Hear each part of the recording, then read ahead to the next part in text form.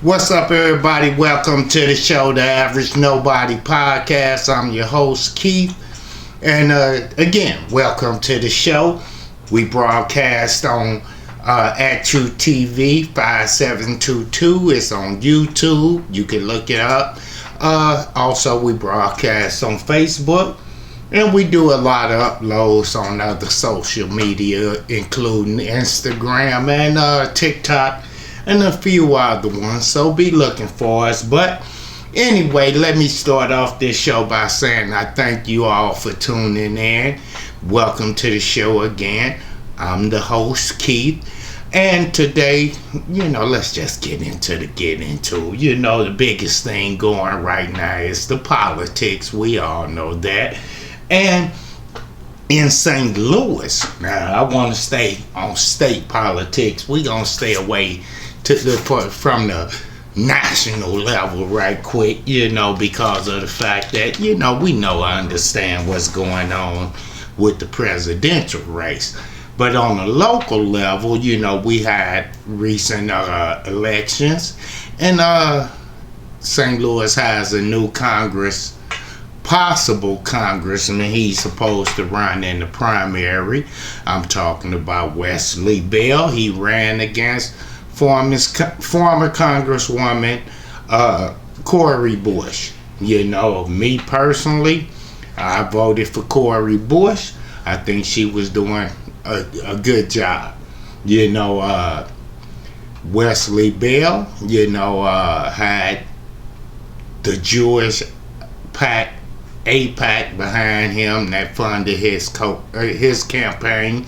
At first, when he initially announced that he was going to run for an office, he initially said he was going to run for Senate against Missouri Senator Josh Hawley. Well, Josh Hawley is supportive of Israel and them bombing Palestine and the Palestinian people. Well, that's where AIPAC comes into play. They decided, oh no, we don't want you to run against Josh Hawley for a Senate seat. We want you to run against Cori Bush for her seat because she's not supportive of the bombing that's going on over in Palestine. Okay? So she's been supportive of Israel's right to defend itself. She just don't agree with the carnage that's going on over there right now. And what's happening? You see all the babies being killed and everything. So from that, AIPAC decided that, okay, we're going to go and we're going to donate. Now, I've heard a couple of different numbers, but from my understanding, they funded Wesley Bell campaign to the tune of $6 million. Cori Bush didn't have that money, so she lost her seat. Again, I didn't vote for Bell. I don't think I could trust Bell after some of the stuff he's done. I remember when he was over in a little community, a municipality that's close to me, right next door to me, basically where I live. It's called Riverview. Those in St. Louis area know that's up in North County. So I live in Bell Fountain, which is right next door to Riverview. So during them riots, during the Michael Brown incident, and during other situations that happened actually in Riverview while he was prosecuted, it was a lot of issues going on about the way he was prosecuting things, or wasn't prosecuting things. It's been activists that have come up that has been allegedly killed, and there's been no investigation into it for real, because these killings have allegedly been done by the police. You see, so with that connection, they saying that Wesley Bell didn't investigate the situation. So, he made promises to the Brown family, and he made promises to other people, which he didn't fulfill those promises.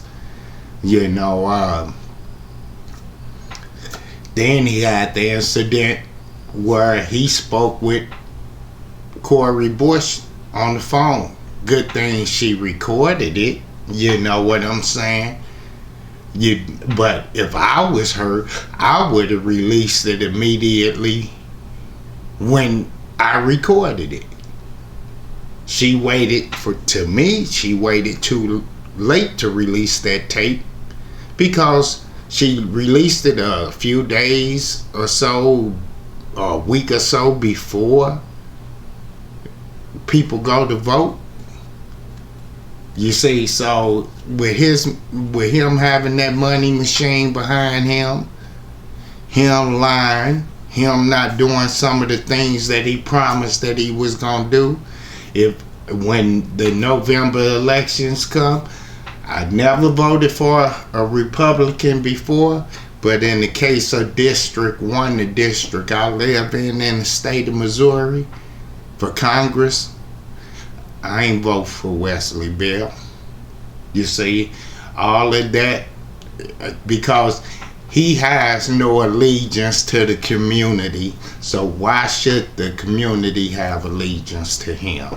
He's already sold us out. You see, he's already done sold us out. He used our vote to get in to the office that he did. Everyone wanted a change from Bob McCullough being prosecutor in St. Louis County. Everyone wanted a change. He was a fresh face for that. Okay? With him during that time of the riots, with him somewhat being out there, people looked at him like, okay, this is the change that's possibly needed. You see, the only thing that he did do was that he reopened the case of the young man, the little boy that was kidnapped allegedly, or he was allegedly kidnapped while he was with his father, and it was a big thing behind that, and at first the father wasn't prosecuted, but later, once Bell became prosecutor, he reopened that case, and he prosecuted. His office prosecuted. He didn't per se himself. The office did. They got a conviction. The daddy is in jail right now doing, I believe, possible life. They still haven't found the little boy yet. And it's been over 10, 15 years. Something to that magnitude, if not longer. So, he did that. But again, I can't trust him. You see what I'm saying? When I know he's whoever has the dollar. And right now, for me, he's permanently bought by the Jewish organization. That just let me know that's the problem in the black community.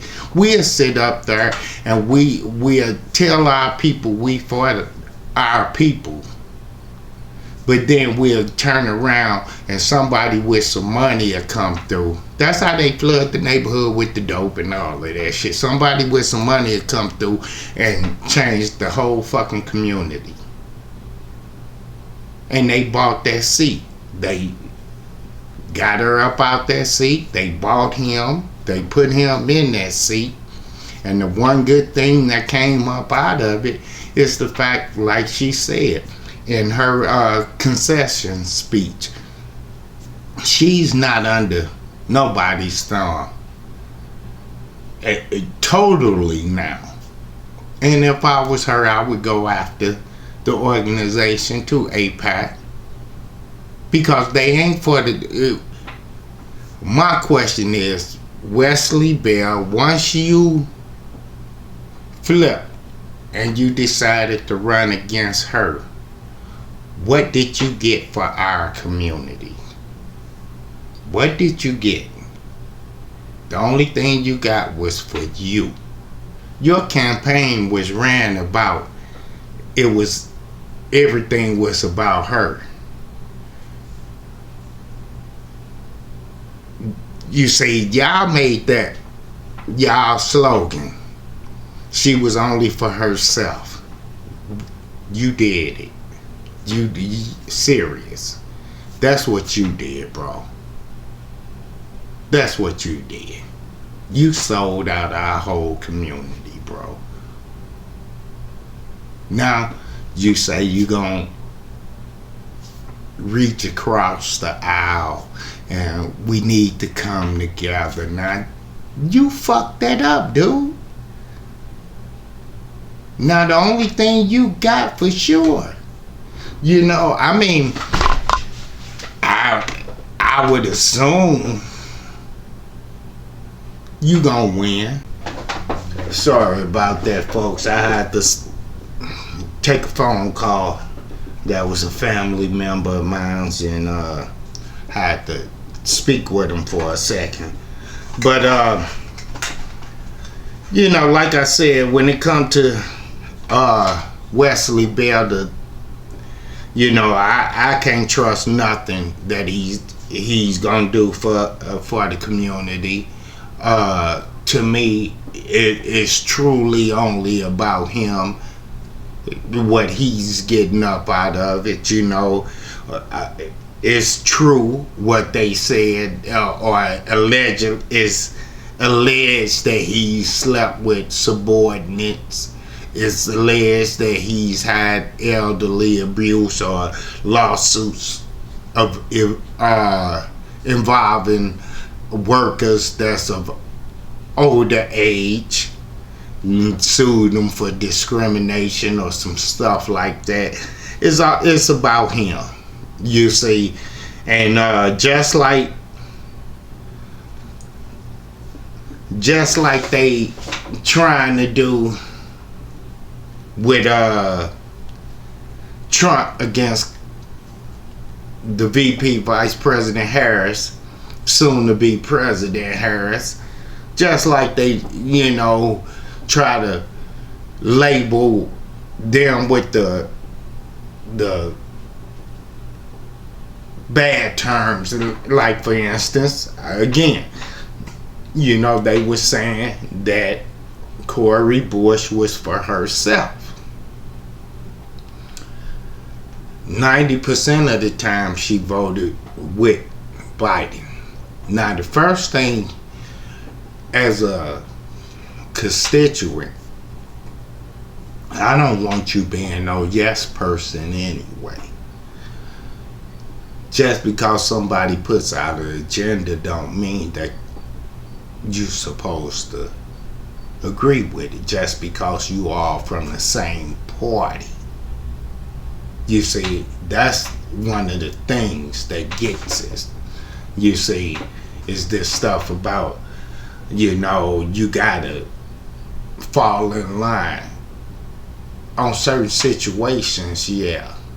But when you go, when your constituent sends you up to Congress or to the Senate, whatever the case may be, when they send you there, they're not sending you there to be a yes. They sending you there to fight for their agendas. Well, considering that you were bought, Wesley Bell, you ain't gonna fight for the black agenda. You're not gonna fight for the black agenda. you are gonna capitulate to what your donors want you to do, or they will find someone when you come up for re-election to run against you, and then you will run back to the black community wanting us to embrace you, to keep you there, vote for you again. Some will, some like myself won't. Because again, you didn't do nothing for, you ain't brought, that did not bring anything to the first district of Missouri. What you didn't bring nothing. What is it going to do for Riverview, where you was a prosecutor at one time? You see, what are you going to do? What is that going to do for North County as a whole? Or St. Louis County, for that matter, as a whole? What is that going to do? And it certainly ain't going to do anything for the district that you may be representing. Damn shame. You sold us out, bro. I'm one that's gonna say it. You actually straight up sold us out. You know, straight up, man. You could have beat Holly. You could have beat Holly. But because he agrees with the war that's going on in Israel, because he agrees with the annihilation of Hamas and the Palestinian people, and because he has AIPAC and a bunch of Jewish organizations funding his campaigns and all this bullshit, the rhetoric he spits, you jump right on board with him. So, bro,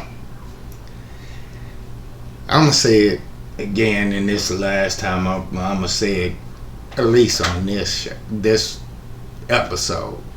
You'll never get my vote, bro. Straight up.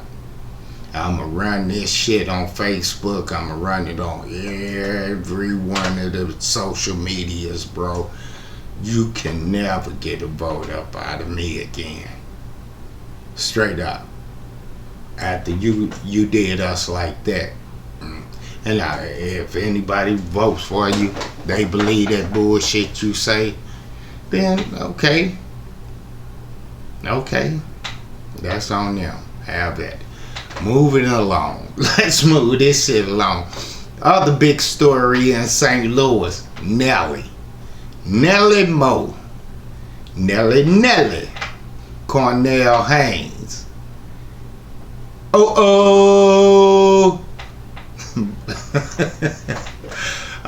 Shout out to the dude. You dig? Hey, everyone saw that by now. Nelly apparently got arrested out at one of the casinos, and if it was in, they say in Maryland Heights, there's only one casino in Maryland Heights, and that's the Hollywood Casino. And about 2 miles over in St. Charles, you had Ameristar Casino. So they said Maryland Heights police arrested Nelly. Well, it was the highway patrol, actually. The incident, he went to the casino, apparently.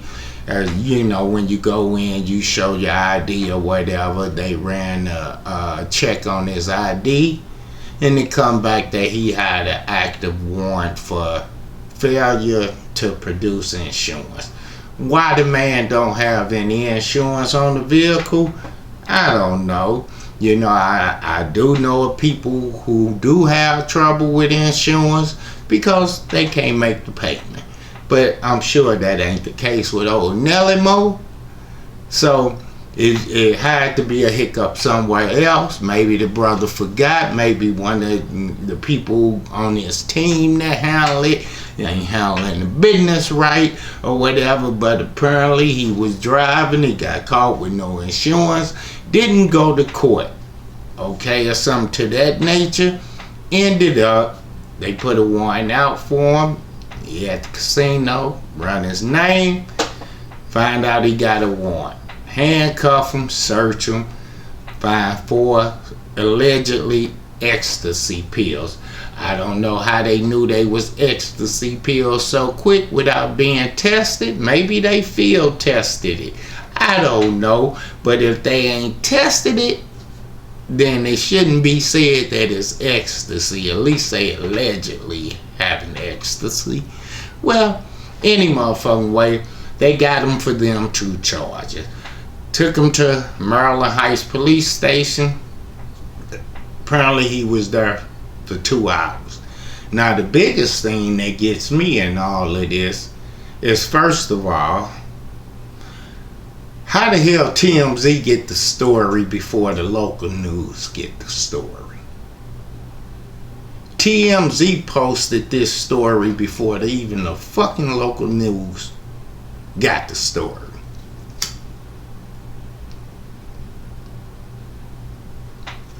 Who the fuck Harvey Levin got working for him? Straight up. How can I be down? But anyway, they get the story. That's where I saw it posted first. Excuse me. Next day, or later that day, that's when I see it on the news. So, again, like I say, he got arrested. A couple of hours later, he was back out. You know, I'm sure everything is okay. If I'm positive about the attorney he is going to use for this, I'm not going to say the attorney's name, but he's a high-profile attorney in St. Louis. He handles a lot of the high-profile cases, but he himself has been part of a high-profile case or two because of his drinking. And that's why I'm not going to say the attorney's name for 2 reasons. One, I don't know if it's going to be Nelly's attorney. 2, I don't want to say that man's name. And then it's not Nelly's attorney. You see, and I ain't trying to slander the guy's name, period. It's just I find it ironic that we run to that person. A lot of people in St. Louis run to this particular attorney. You know, and it's like, you know, to me, he ain't nothing but a deal maker in a sense where he get you a deal. He'll negotiate you a deal. He ain't no winning. If the fucking case go into trial, he ain't winning it. Most of his shit is done before trials come up. He's the deal maker. That's how I look at it. The other thing, basically same old T.I. Mistaken identity. Now, I mean, when it come to Nelly, I don't understand too how everybody in Missouri knows Nelly. Come on, man. I don't give a fuck if you in St. Louis, University City, if you're in Kansas City, if you're in Sedalia, Missouri, Carruthersville, Missouri, the Boondocks of Missouri, every motherfucker knows Nelly. You see? So, that's another thing for them to act like they didn't know it was Nelly. Come on, man. But anyway, T.I., similar situation. Although, you know, it was because of his name. and the incident that happened, I forgot where, maybe in Cleveland or something, I'm not sure. But anyway, the guy had the same name as T.I., Clifford Harris. Okay, T.I., the crime happened somewhere else in another state. T.I. in the fucking airport in Atlanta. Now, every motherfucker in Atlanta knows T.I. Just like I ran it down about Nelly. I'm sure damn near now I ain't gonna say everybody in Georgia, because Georgia is bigger than Missouri, I believe. But I would think 90% of the motherfuckers, including the white people, know Tip Harris, T.I. You see what I'm saying? Everybody know that dude by face. Can you imagine how many autographs this man probably signing as he go through there? That's what I mean. In Atlanta, they only got, for real, two motherfuckers, mayors, JD and T.I. Come on, man. And you couldn't do your due diligence as an officer. I understand taking them, pulling them to the side, taking them in the back room. You ain't got to put no handcuffs on them. Take them in the back room, sit him down, interrogate them a little bit, find out, make a call, get an email from a motherfucker, a fax or something with the person's picture on it that they alleging that committed the crime. Look at his picture, look at T.I., see they don't match, let T.I. go on about his business. But y'all sit up there, because a lot of times officers want to become a story. Not that they want to be part of the story, they want to become a story. And even when they try to become a story, they still aren't really known in the story, because it's really not about them, it's about the actions that they did against the person. You see, fucked up act they did against T.I. 5 minutes could have cleared that up for that brother, and he could have walked on about his business. But no, y'all gotta handcuff him too. Y'all got, you see what I'm saying? Sit him there. His lawyer got to basically get involved. Good thing he was able to make a call, or one of his people was, to make that call and say, hey, get such and such on the phone. These motherfuckers talking about I did something, and I'm surprised in the motherfucking airport they ain't got pictures of celebrities that's from Atlanta in the airport. And why his picture ain't one of the fucking celebrities up there? But again, you got officers that want to be the story,